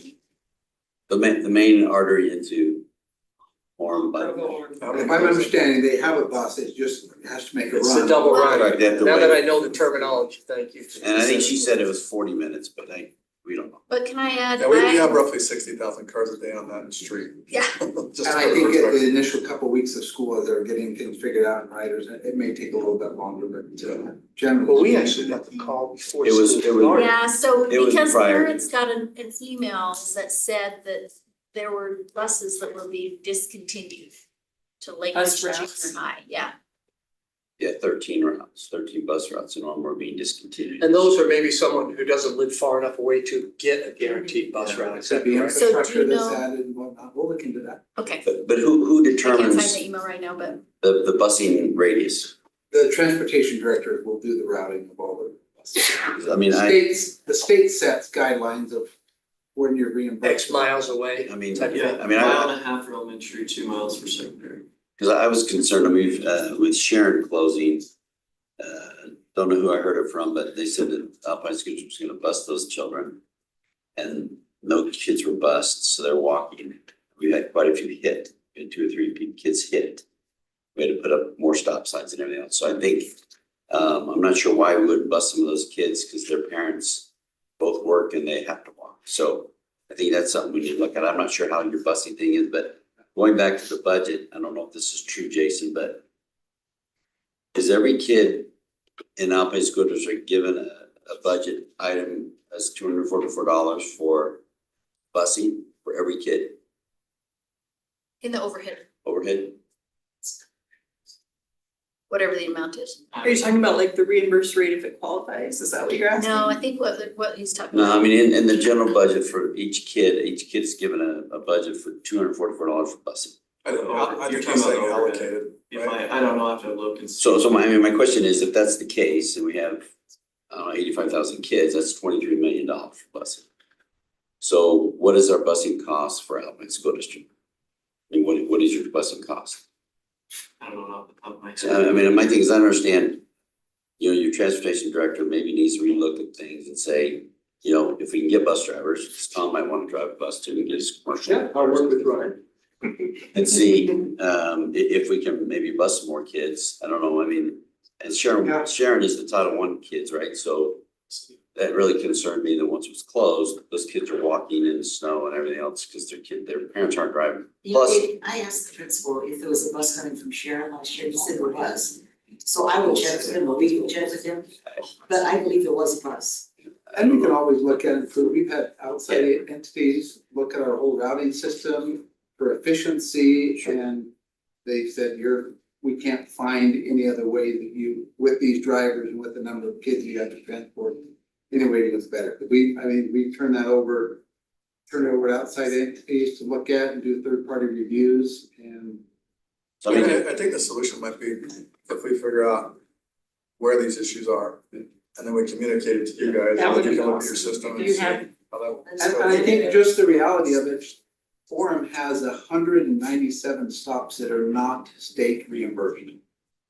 So there is a significant supplementing coming to Orem of those bus routes that will, in the future will need to be addressed because it causes double runs in other areas and it's just a challenge. And so I think Orem is getting, you were to look at the total distribution of drivers and routes, Orem is getting a significant amount of transportation services. well, and we appreciate that. That we're not. Which is why we want our neighborhood schools to stay, so our kids don't have to be bused. But what he's saying is More hundred expensive and to go to the ninety-seven of them. Well, I mean, No, that's the stops. city That's what I pays. mean, That's 197 Stop, stops. Go ahead. so you can have more than one.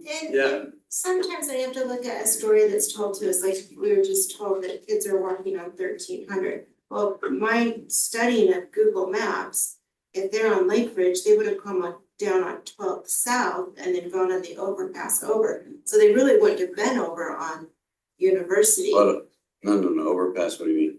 The one from UVU. No, over that- to the- And that's if they're Kids going are west, if they're going south, they cross that South. street. Across the Okay. university. I was taking them No, into no, they're Vineyard going and I'm south. like, No, why are no, they 'cause the bus goes to on Vineyard 13? first. The That's bus just goes what we're south saying. and then it goes And- south on the second run. And please understand that I understand asking kids to do hard things for transportation. I send my very own daughter across Redwood Road, which is a 4-lane road, which makes your speeds pale in comparison to what people are traveling on that road. On a daily basis, twice she goes across that road. And we have kids that are walking along a road that has those kinds of 65 speeds on it for over a mile that aren't eligible for. Right, and I don't think that diminishes anyone's experience. I mean, everyone, they're all having that, so whether it's Orem, whether it's, wherever, you come out there to, it's a concern. Yeah. It's a safety issue, no matter what, to have those kids next to traffic like And like I said, I think that the solution, because we can talk about it here, but now you're aware of it, so we try and gather information of specifics as we get concerns, questions, complaints. We have a way we can feed those over to you guys and you can And if evaluate you it. ever hear any transportation concern, please have them contact the district and we'll have transportation follow up and address that. I mean, and I think a good thing happened with transportation or over at the Sierra that put in the light to go to crossing on Fourth East.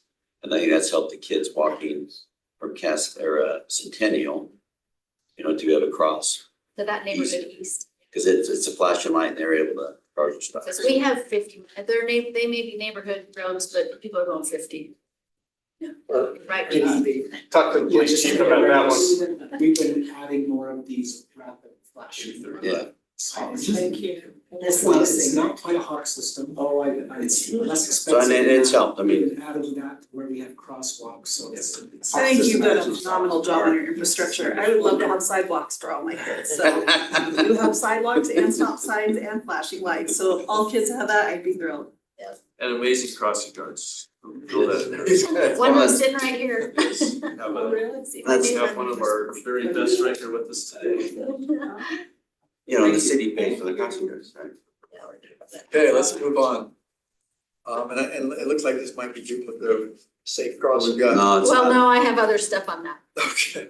I was just gonna say, this actually segues perfectly into that, if you wanna. You can take Okay, it so later. let's move forward, 2.6.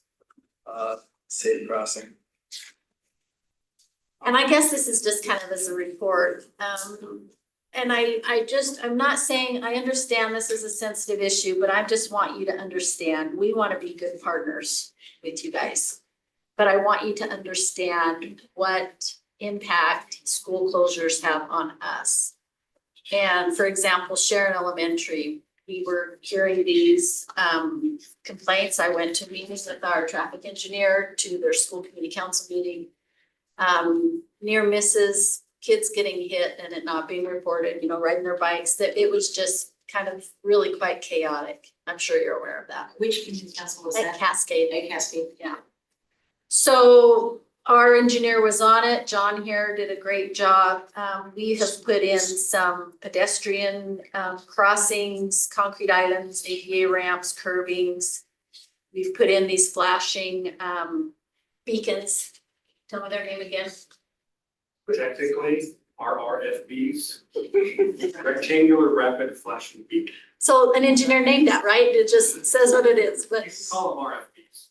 Oh, RFP, is that? RFB, rapid Okay. flashing beacon. Rapid flashing beacon, so, and which is kind of the hot signal thing, the hybrid that you're talking about, right, Brent? Less expensive. If you go by Cascade, these are great engineers came up with, red curbing an area and putting in the ballards.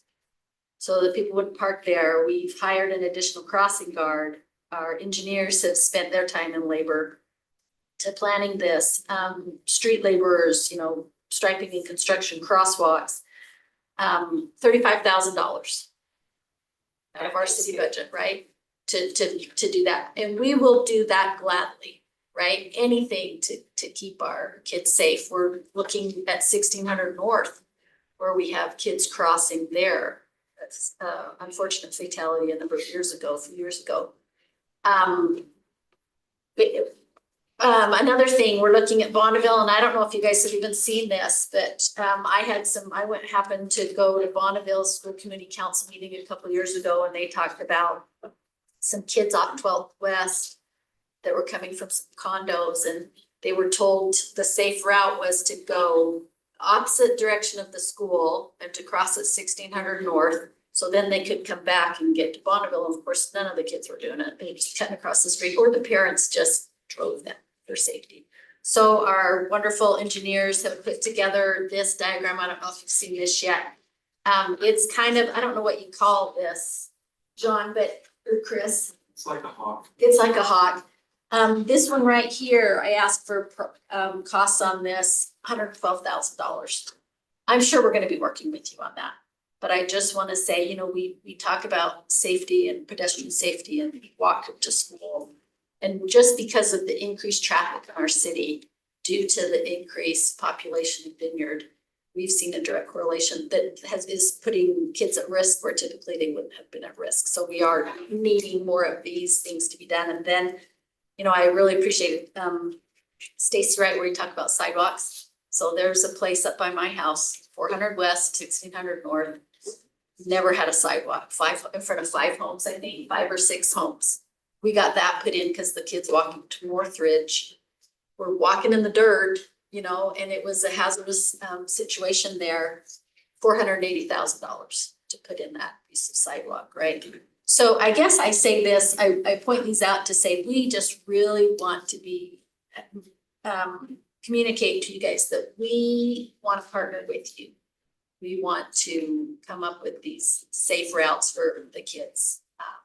If we can advocate to the legislature for busing, if you're having issues with that, we want to help you with that. We have connections in that realm too, that we could maybe, put a little pressure on. I just want to see us. We do have funds, grants, as far as for safety, that we're accessing, and we know a lot of research on different grants available and for our safety, that fits perfectly with this sort of thing. Yeah, which is one thing that Mayor Young has championed in the last 2.5 years is we have been through an extensive, what would you call it? I can't remember what we call it, efficiency study. We've saved $1.1 million in our city where we haven't had to raise taxes just through reorganizing and installing some more efficiencies and hiring grant writers. So we have more grants available for these types of things.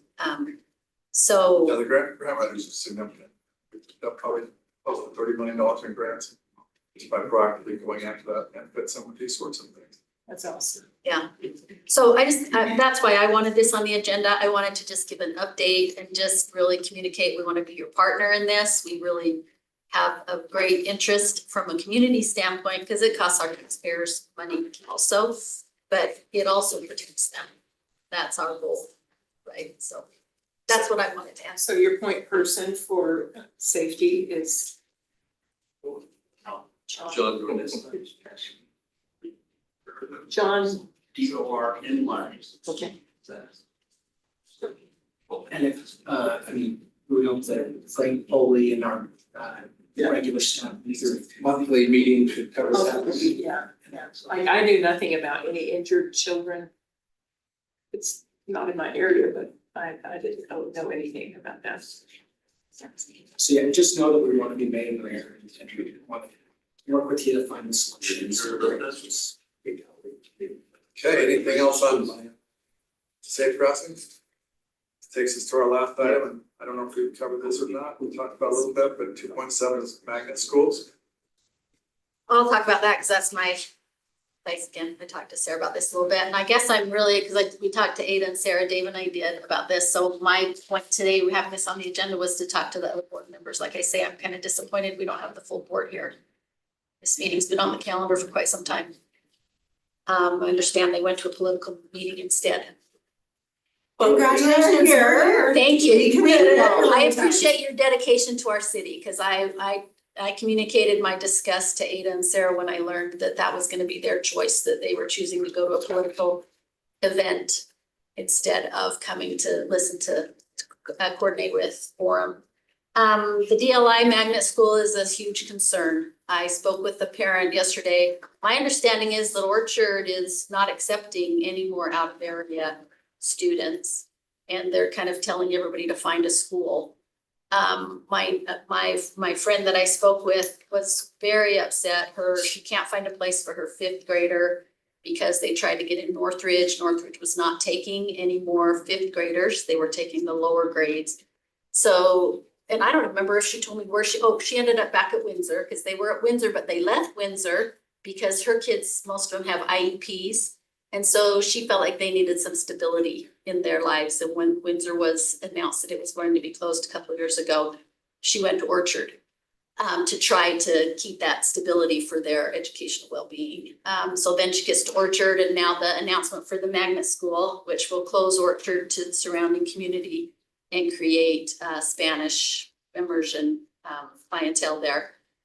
And so now she's kind of stuck because her 5th grader, she put him back to Windsor, and sounds like the DLI, he's gonna get bumped somewhere else for 6th grade and then have to go to junior high. So really tenuous time for young men. So I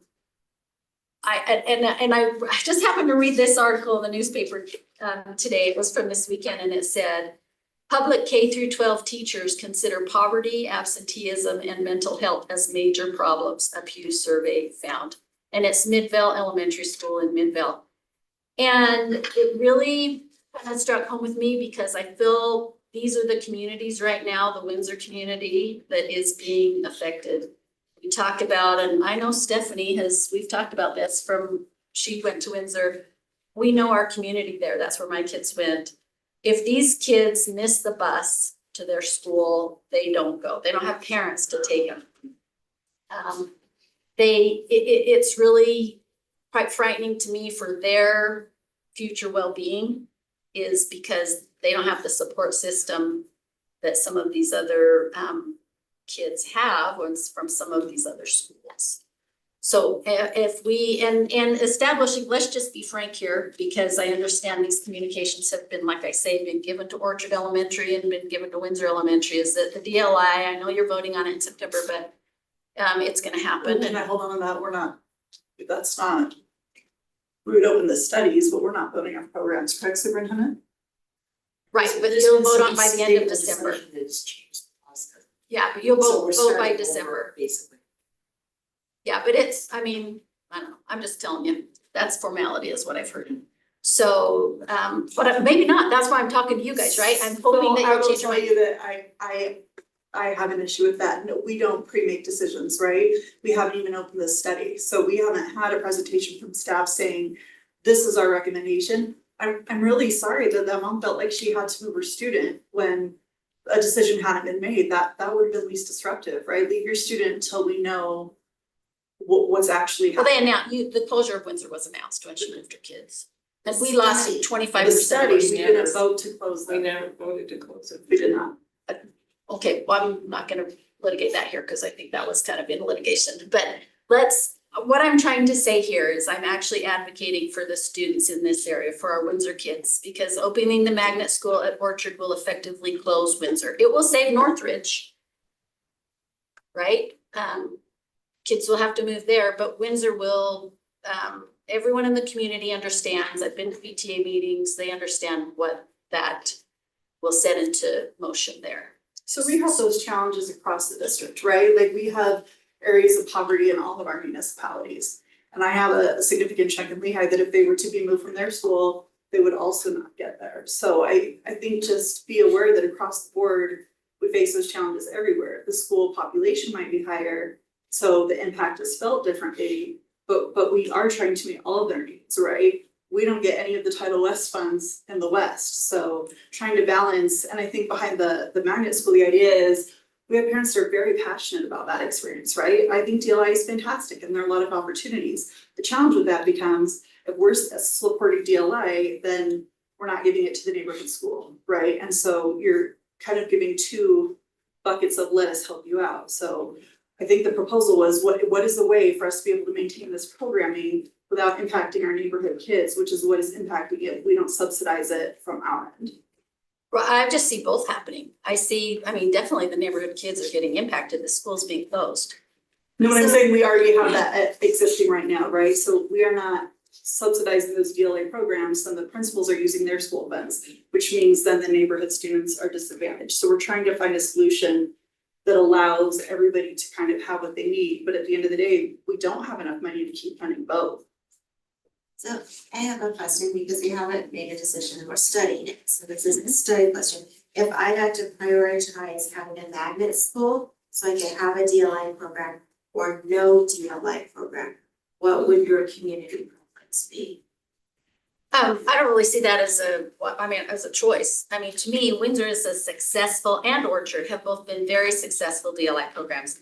Thing I loved about Windsor is my children were learning Spanish and had minority fellow students. Can I ask what your metric was of that being successful? My children going to junior high and pointing out how many racist kids there were in the junior high they went to, and not understanding why those kids were treating the other kids the other way. So I think kind of on my end, it's looking at how many students are in that program. Are there enough students to be able to fund that? Because I think the opportunity is amazing, but to Joy Lynn's point, if we don't have enough students to fill a program and we have to choose. So I guess my point would be, can you wait until after the school split is decided? And then we as an Orem community can decide if we want to pay more taxes to fund that program. Then it takes it away from you, right? I mean, we would have a new school board in place. And then they can ask permission from the other boards. Can we raise our taxes because we want to continue with this or this or this? You know, it just allows their things to settle. Like I said, this whole bit about our North Orem is in chaos. I don't know how to say it any differently. Sharon Elementary, Cascade has had a rough road combining with Sharon. Windsor doesn't know if they're gonna be there or not.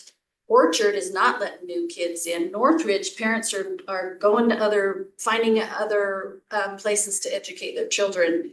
I mean, I don't know how to explain, it's disrupted. And I've had parents say, we can't even get our kids through COVID. We haven't even felt stable since COVID. So I'm not asking for a debate right now. I'm not really asking for a decision. No, and I appreciate, I'm not saying that to say that I don't appreciate everything you've said, because I totally do. I get it. I mean, I was a PTA mom for 20 years. I volunteered in the schools and my heart just is there, right? Public education, I'm gonna emphasize that too. But just a moment, Nita. But I guess what I'm saying here is I want you to go back and think about that. I've seen your troubles, your issues on the West. It's horrible, right? To have the kids not have a place to sit or classrooms, the teachers. I'm just trying to say, wow, if we could just have some peace, can you give us 2 years to stabilize? See if the district is splitting, see if the residents in Orem want to increase their taxes for education. I mean, I'm not talking Orem, this would be Orem, Vineyard, Linden, PG, right? Our area. Give us that opportunity before painting us in this box that then creates even more chaos for these families. Because frankly, we've had, 2020, we've had 4 or 5 years of chaos, right? That's a whole elementary, almost an elementary school. A time in an elementary school, right? Your whole years in junior high and high school almost, right? Yeah, when you talk about chaos, they live in a high growth. I do not want to do a comparison because to Okay. me, I'm just that's just saying. not the way you approach things. I'm not trying to be dismissive of your challenges at all. And I'm really trying to actually embrace them and say, I get it. It's a different challenge. I think what I hear Lene saying is just, there's been a ton of chaos going on in the northeast part of town. And we still have no idea where, what's gonna happen as far as with the election this fall. If it'll be 1 school district, or if it'll be 3, or if it'll be 2, we just don't know. And so with that in mind, try and leave us as stable as possible until we get to the other side of wherever we're going. And then we can make decisions that are the best for our community. That's what we're saying. Well, I just want you to know that if we, the term has been coined, kick the can down the road, then we are accused of being board members that are not responsive to the entire district. And what we've seen is in an effort to backfill our falling enrollments, we have relied heavily on programs for gifted and talented and dual language immersion.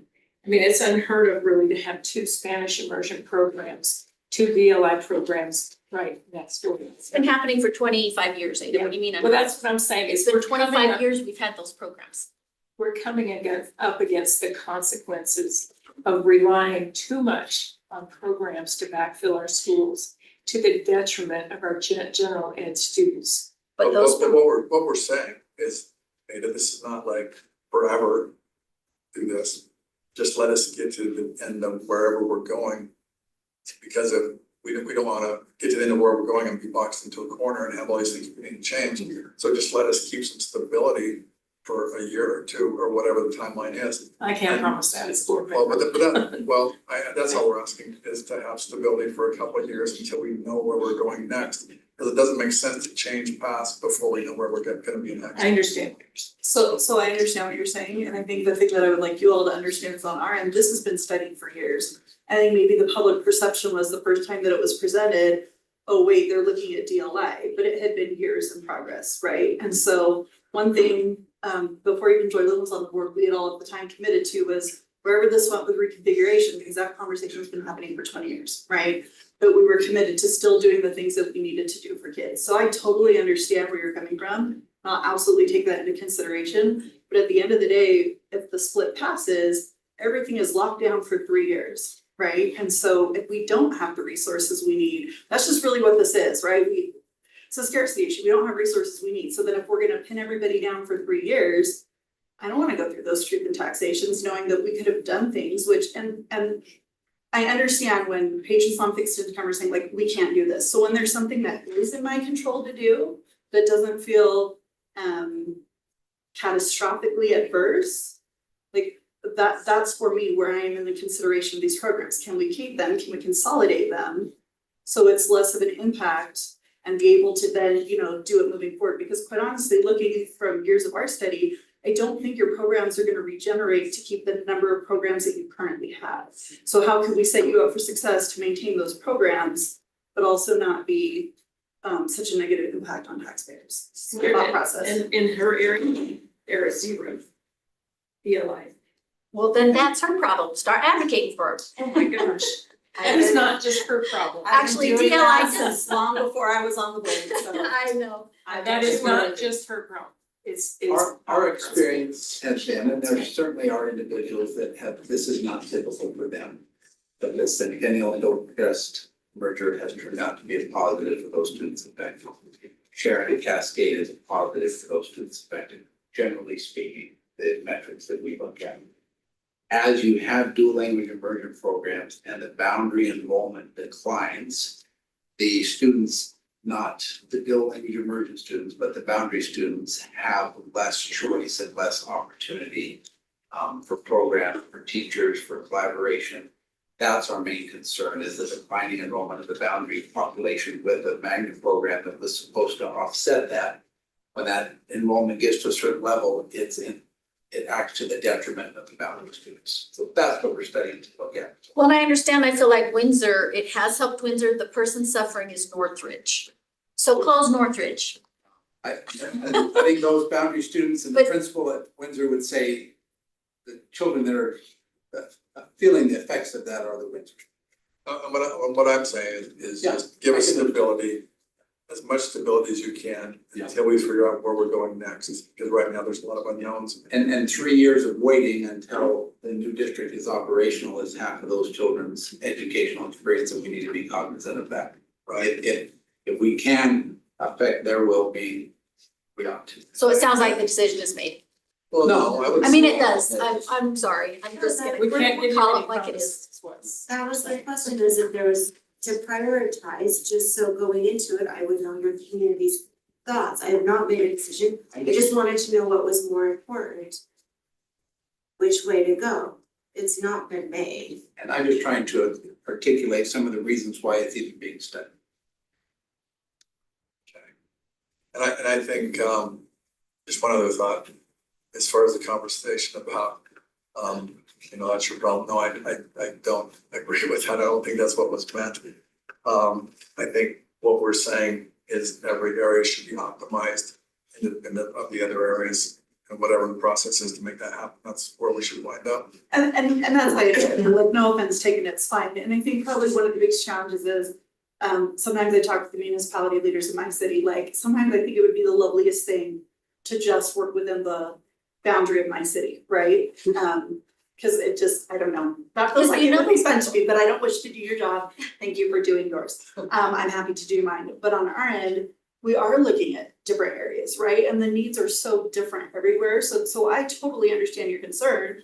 Like, I have same concerns too, right? I'm not looking to make a decision that disadvantages Orem students, right? But at the end of the day, I have to make the decision that is best for all the areas, right? So, I mean, you can ask my people, there are times they do not like the decisions I make, but I'm looking at all the kids, right? So I guess just as, thank you for your concerns, like, I really do appreciate them, and I know that, we are closest to our people, right? As opposed to kind of some of the other areas of government, but also maybe just consider, that we are trying to make decisions for 85,000 kids. And so sometimes, well, always people are not happy, right? But we really are trying to do the best thing for the greatest number of kids.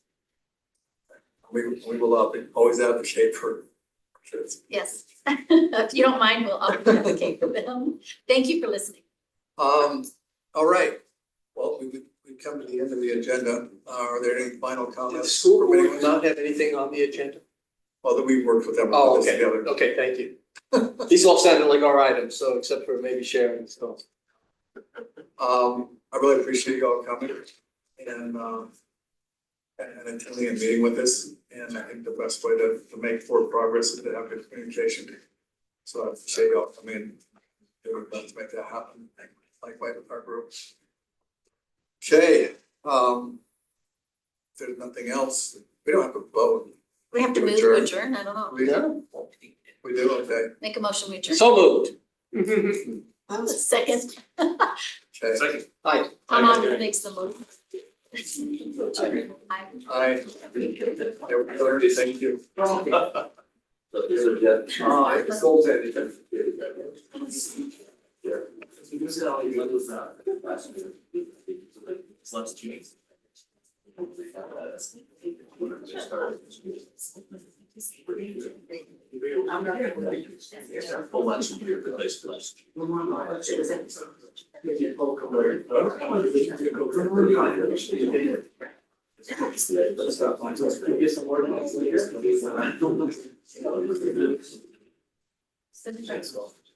Yeah. So the decentralized or not. Hey, it's in the record. That's not, that's. There's one of those important. That's